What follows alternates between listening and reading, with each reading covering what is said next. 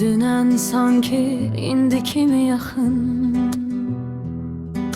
bir göz qırpımında keçdi bu zaman.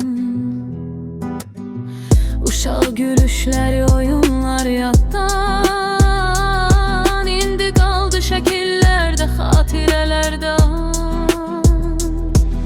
Vaxt gedir, dayanmır heç kim üçün, saatlar susmur, danışır içim üçün. Bir göz qırpımında dəyişir hər şey.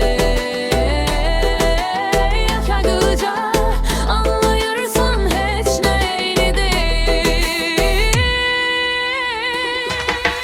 Vaxt gedir, dayanmır heç kim üçün, saatlar susmur, danışır içim üçün. Bir göz qırpımında dəyişir hər şey.